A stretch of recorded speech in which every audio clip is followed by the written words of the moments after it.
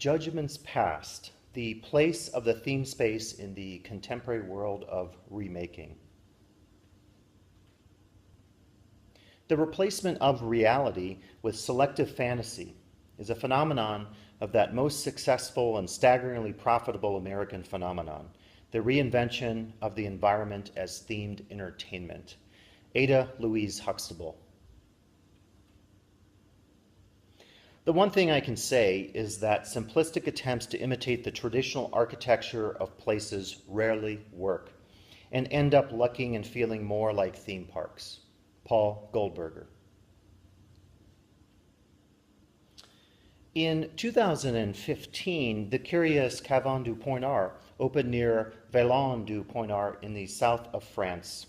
What makes this site so remarkable is the considerable effort that went into fashioning this cave art site in the image of Chauveau Cave, one of the most celebrated sites of Paleolithic cave art. Like an earlier replica of another famous cave art site, Lascaux II, which opened in 1983, Cavern du Poignard offers visitors the opportunities to immerse themselves in a symbolic world of mystery, creativity, and spirituality. At a cost of over $60 million and utilizing some of the most cutting-edge scanning and reproduction technologies, the replica cave art project, which has been called a true prototype by its creators, has enthralled some and enraged many more.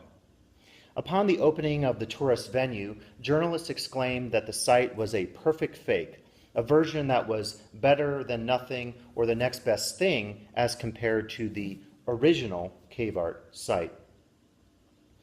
In spite of the efforts to preserve France's many cave art sites from algal slime, which impacted dramatically the site of Lascaux and which resulted in an international symposium organized by the French Ministry of Culture in 2009 to consider solutions to this issue of heritage conservation, in spite of all this, many critics struggled with the idea of a replica version of an original site of cave art, and with their views suggested a revival of age-old criticisms of art and imitation from Plato to Walter Benjamin.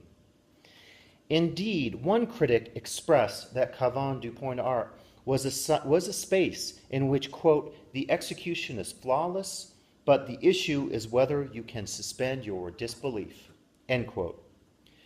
While some popular travel review sites heralded this site, as well as Lascaux II, as formidable feats and simply awesome, many popular fan-based sites like TripAdvisor offered much less enthusiastic reviews. As one individual commented in a review that was titled Fake, Fake, Faux, Fake, Fake, Fake, Fake, quote, I couldn't get past the fact that it was a reproduction. Go Walter Benjamin, end quote. Indeed, Walter Benjamin, whose work on the effect of mechanical reproduction on the fate of art is prescient to this day, even he would be proud of both these replica cave art sites and the contrasting social commentary that has emerged in their wake. I use these initial spaces of reproduced cave art sites as introductions to a complex set of judgments that I wish to analyze.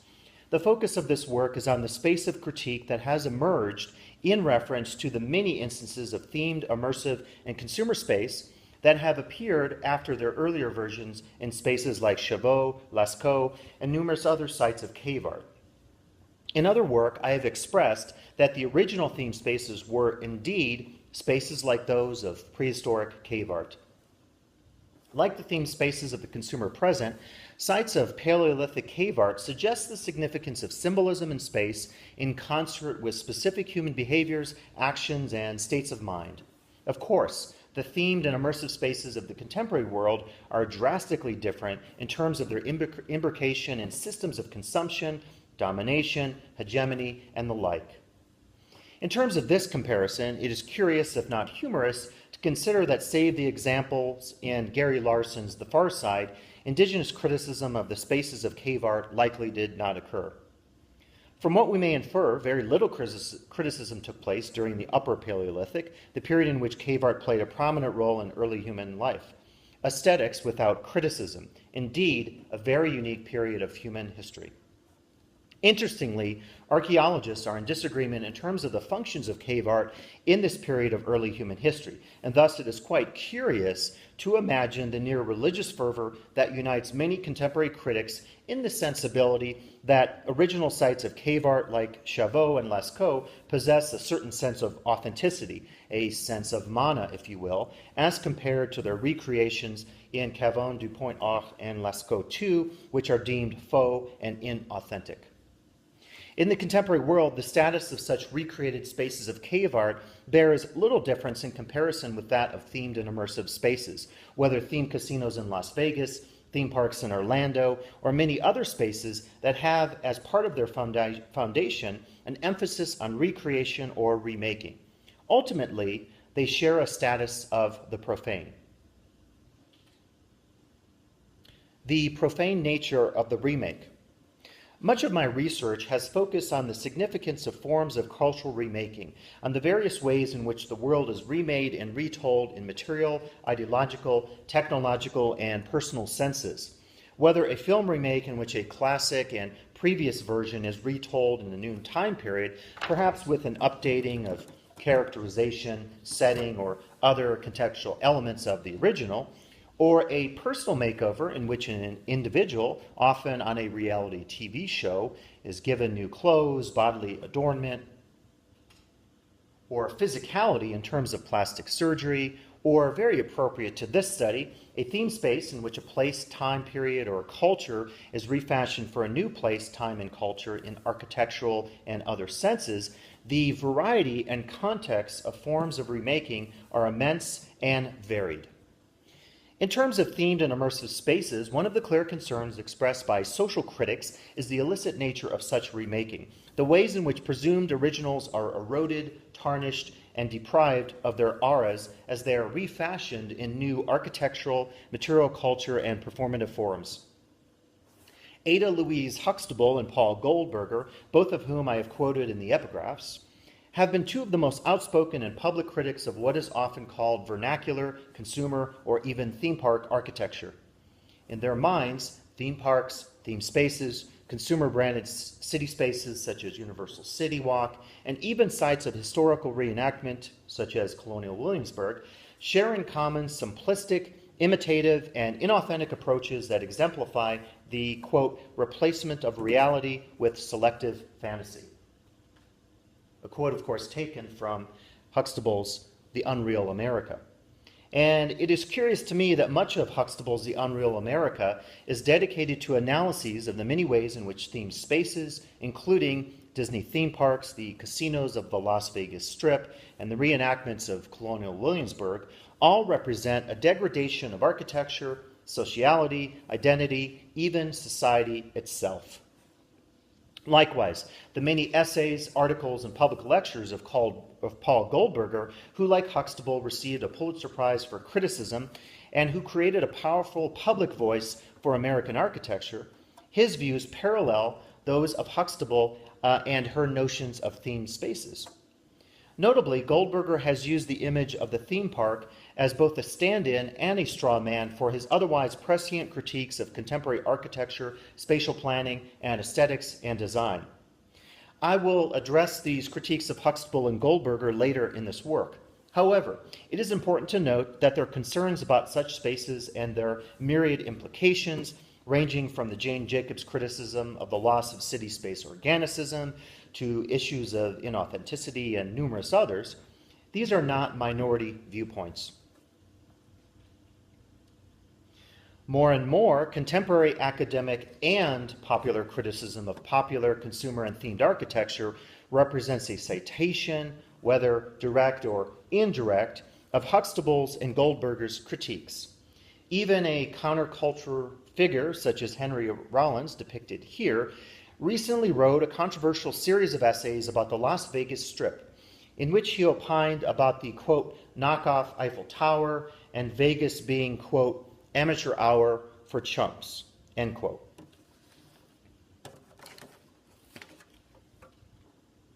It is of no doubt that Goldberger and Rollins would agree that theme spaces like those on the Las Vegas Strip are too phony, inauthentic, campy, consumerist to be taken seriously. Such concerns resonate more generally with global and macro-level critiques of consumer society and specifically its penchant for remaking things, be they films or famous places. In the case of the latter, perhaps it is the scale of the theming that is inappropriate, such as in the case of Paris, Las Vegas, with a 1 to 2 Eiffel Tower reproduction, pictured here, of course.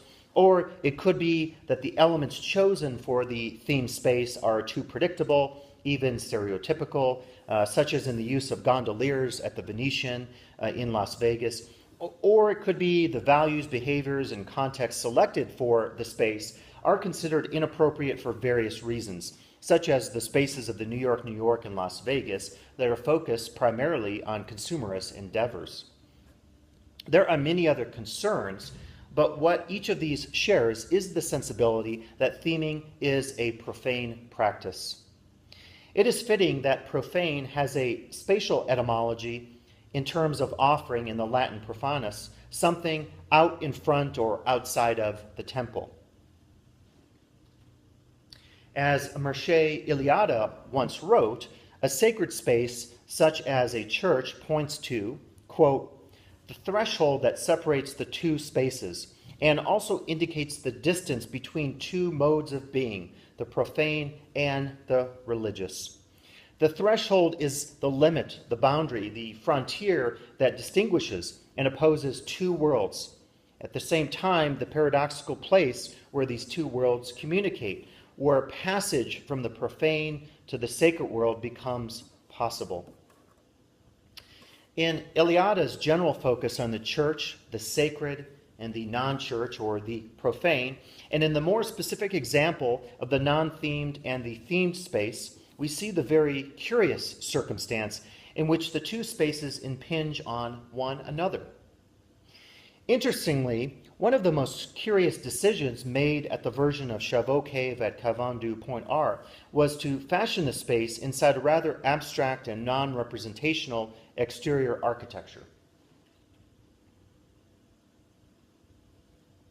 One of the project's creators offered that this decision was quite deliberate, and here's a quotation of that decision. We didn't want an ambiguity between the real cave and the false one.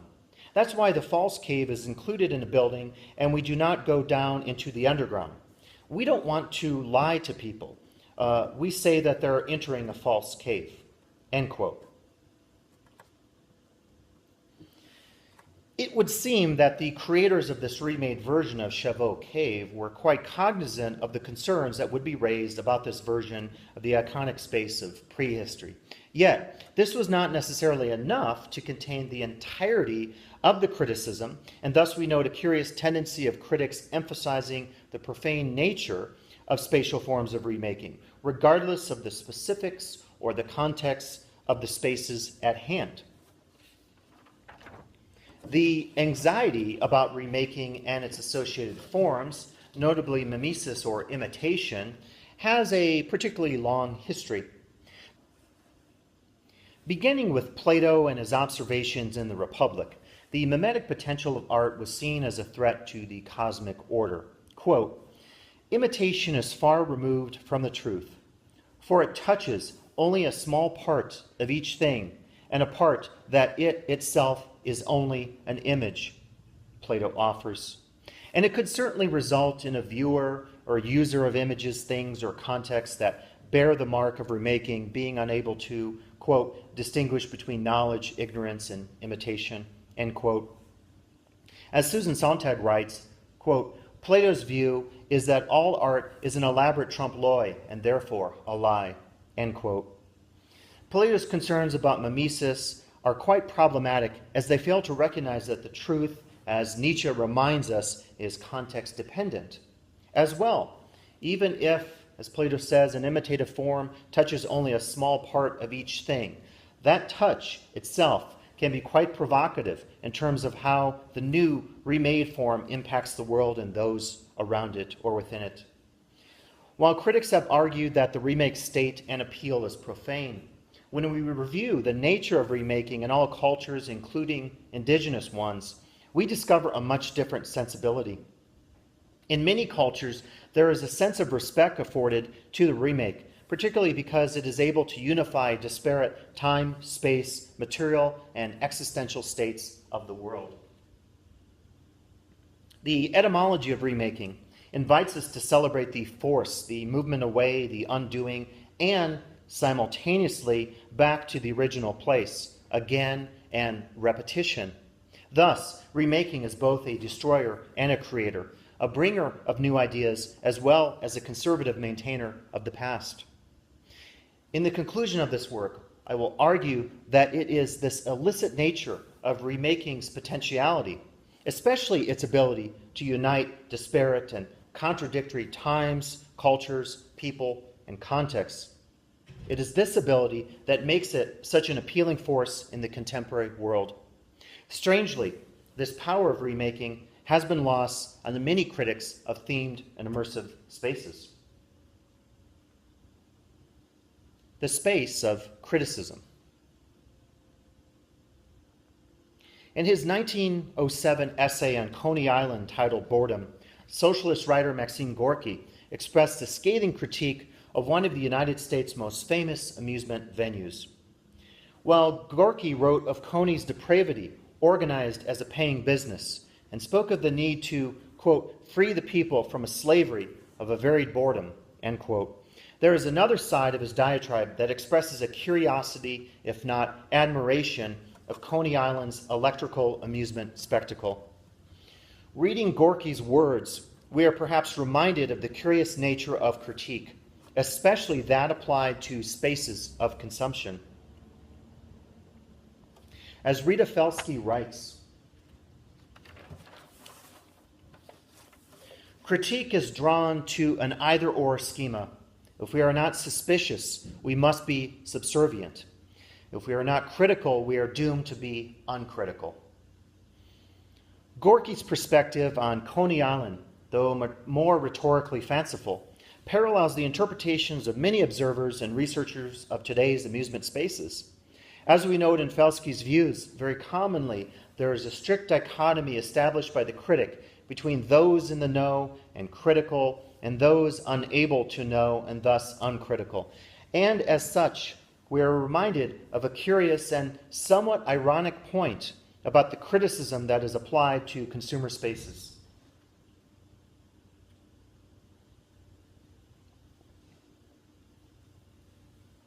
The etymology of critic implies a spatial act of separation, from krinan, to separate, decide. And reviewing the term distance, we note the meanings of quarrel, discord, and remoteness, space between things or places. Thus, I would suggest that while criticism of the sort of Gorky's or any of the contemporary critics of themed spaces appears to be something discursively that is above, not a part of, or separate from the space of concern, we need to spatialize criticism, to locate it in order to more fully grasp its nature and to presumably transform its core.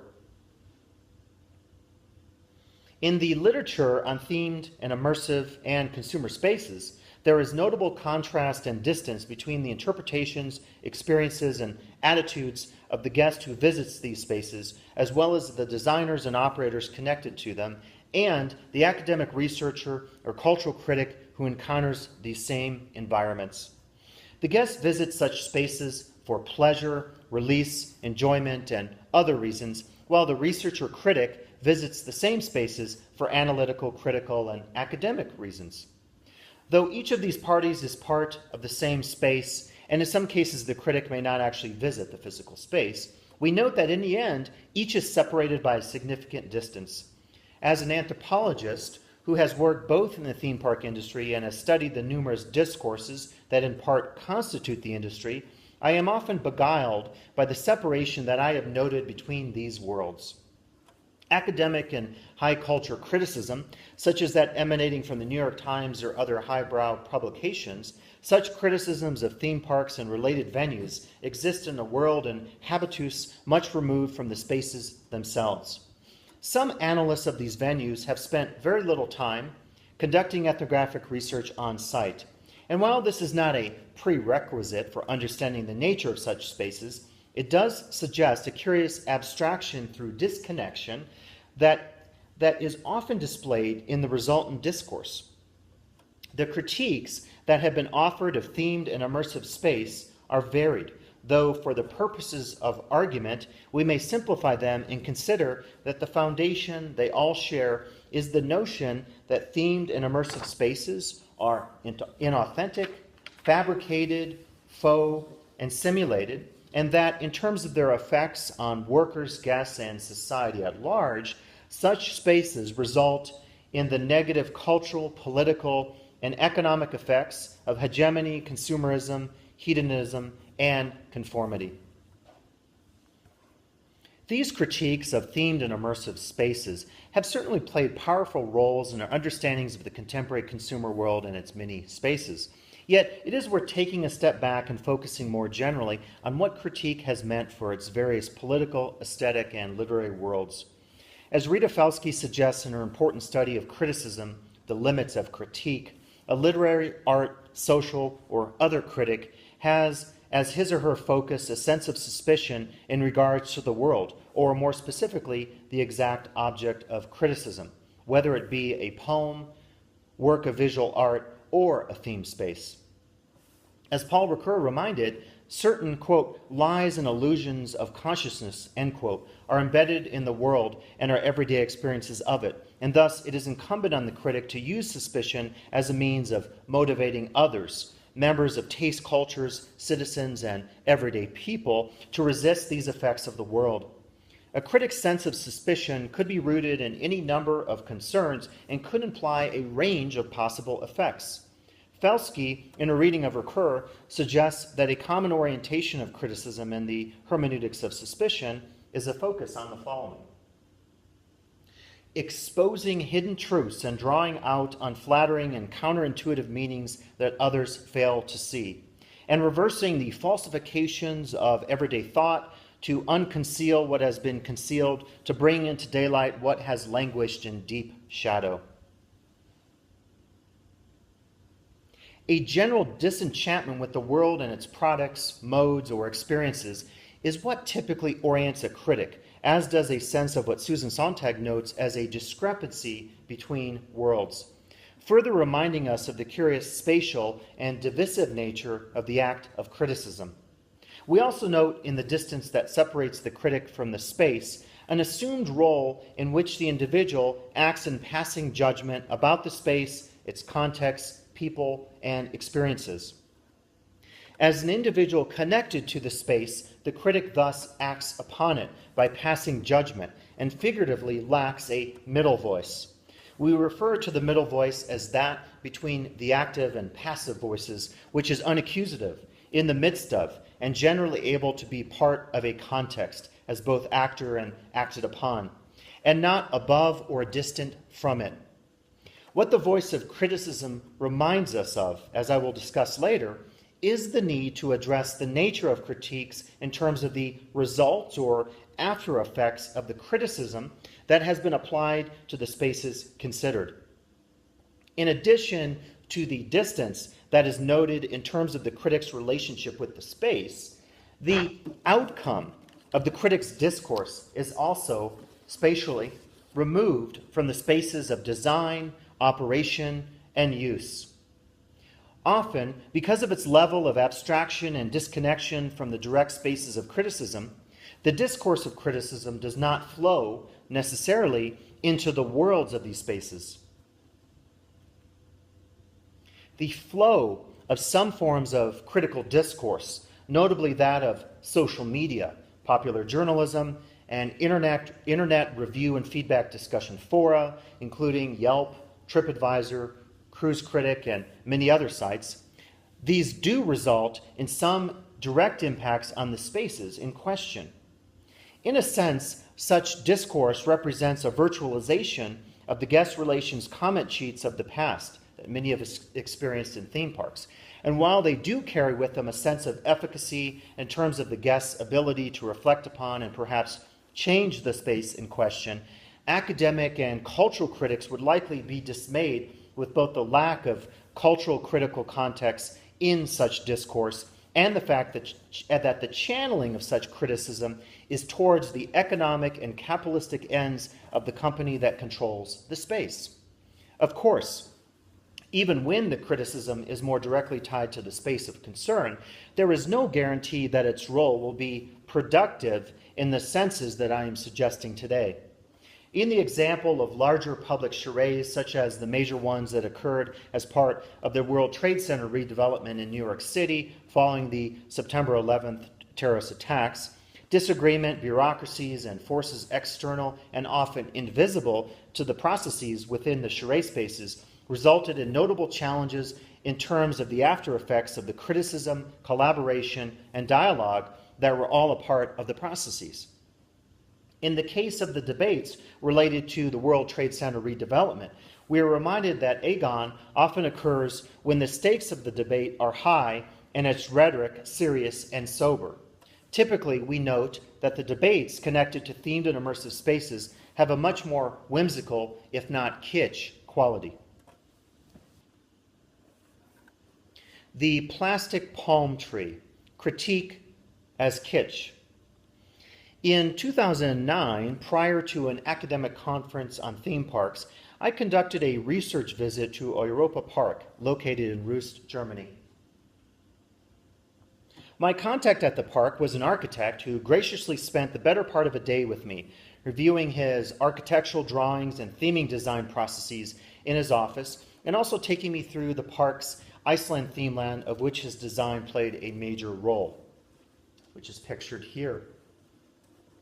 Following our visit, I was introduced to a member of park management.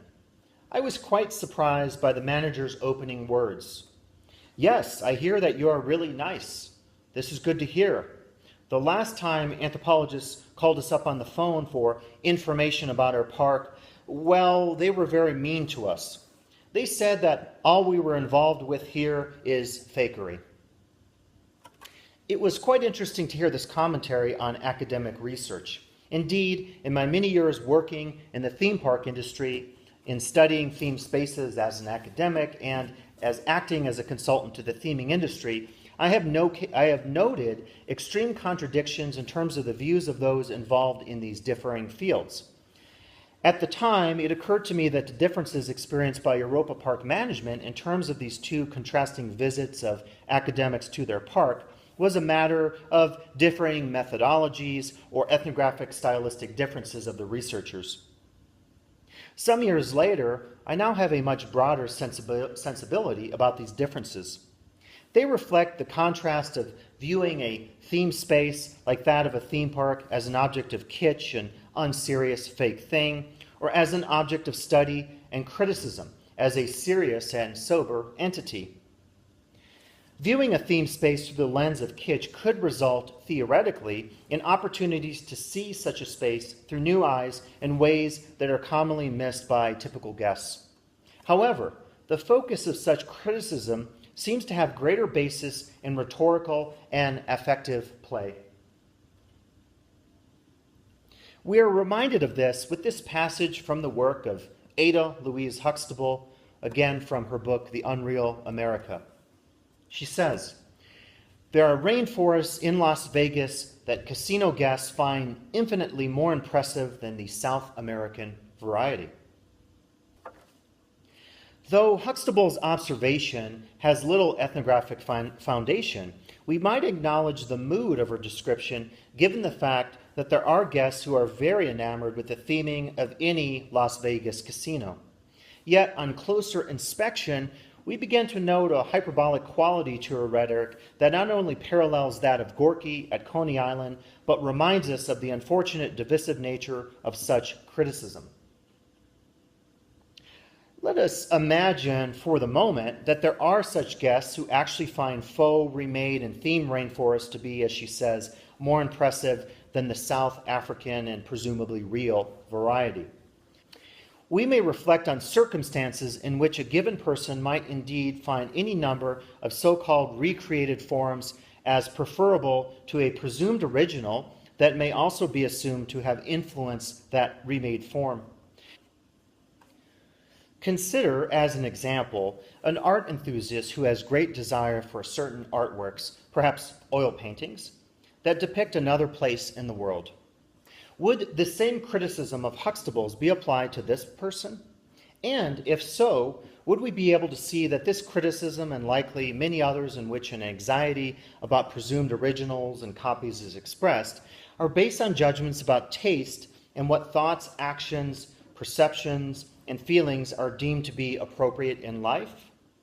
If so, sociologist Herbert Gans would remind us that such judgments are illusory and are reflective more of the specific biases and uncritical assumptions of the particular critic, as he suggests there exists no distinction between high and low culture other than that which emerges in the consciousness of the critic.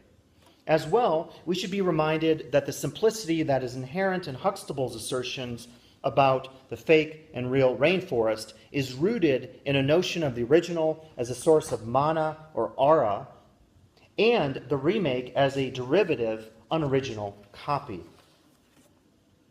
As Thibaut Clement offered, by depicting the theme park as fake, scholarly interpretations suggest the existence of an objective reality against which the park may be judged and interpreted.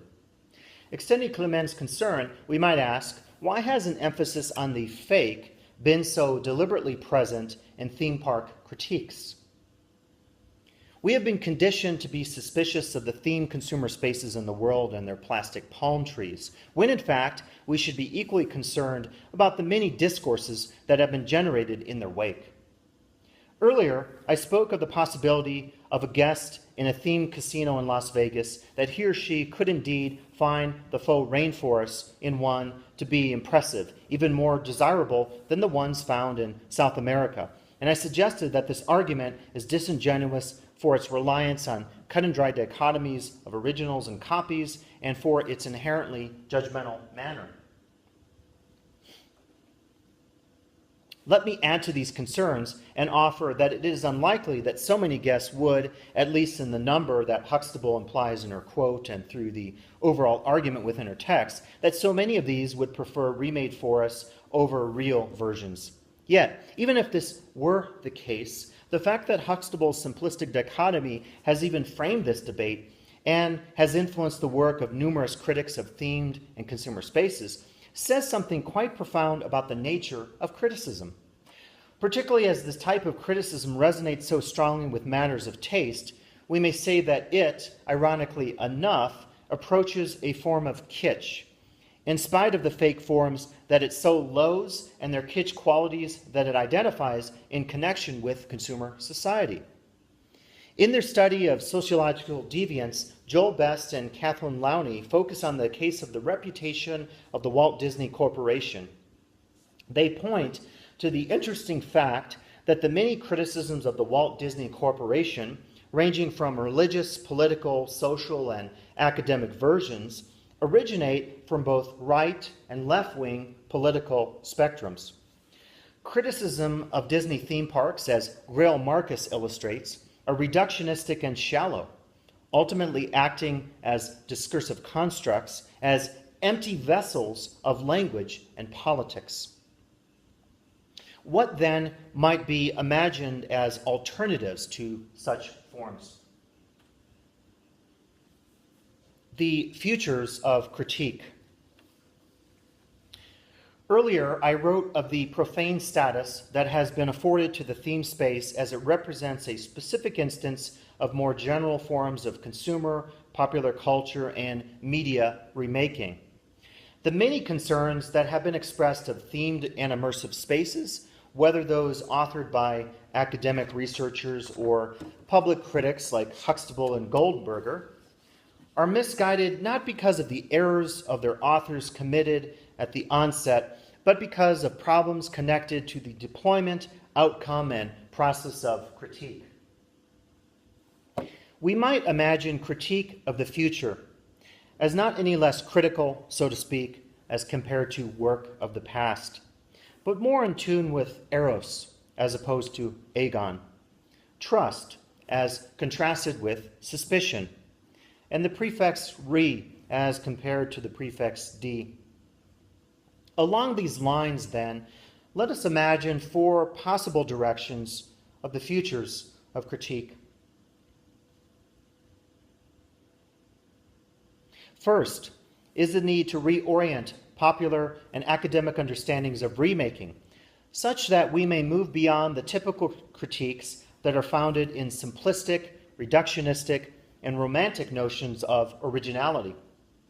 In my own work on forms of remaking, ranging from film remakes to the remade spaces of theme parks, I have noted much more nuance, alterity, and variations in the ways in which previous versions are reconstituted in new versions, and the fact of the very active involvement of their form's actors in their new constitution.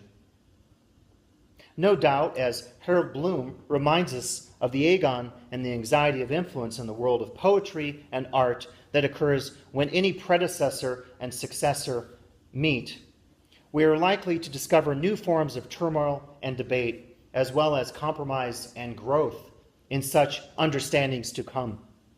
Second is the need to reconsider remaking as a sacred and generative form, particularly as it brings forth new radical and dialogic forces, processes, and forms in the world.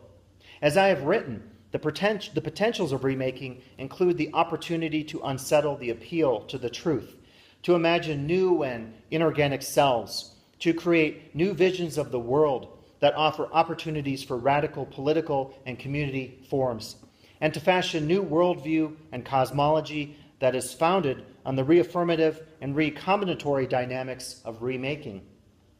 As Lawrence Lessig has reminded us in many ways, remaking, or more specifically remixing, is a generative process that involves the creation of meaning only through reference, citation, use, and even misuse of a previous or original form.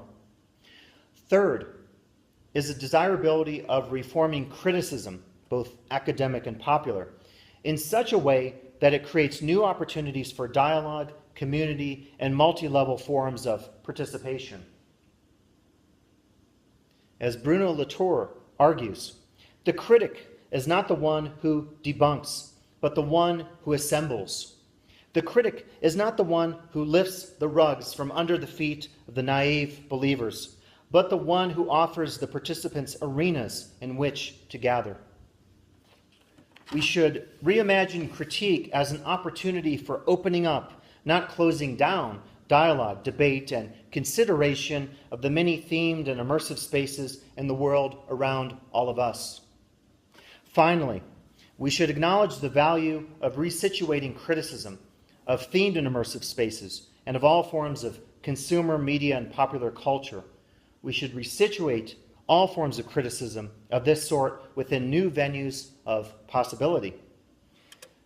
Mary Flanagan, in her text Critical Play, expresses the opportunities that are present in the world of critical and radical game design, such that new, insurgent, hybrid, and avant-garde spatialities are created.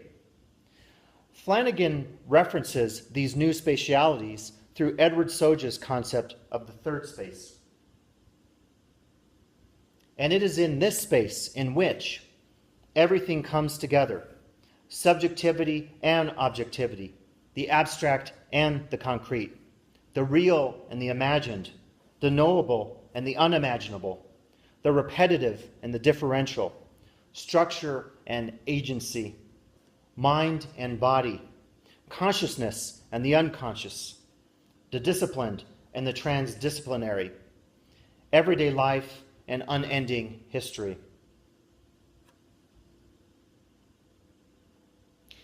In this final sense of spatializing critique, we may look to Soja's notions to suggest that the future critique practices that are applied to themed and immersive spaces be governed by more of a reflexive, connected, and dialogic sensibility that affirms not its own rhetorical, political, and virtuosic impulses, as it so often has, but that it situates its urges within a more communal and mutable space. Thank you very much.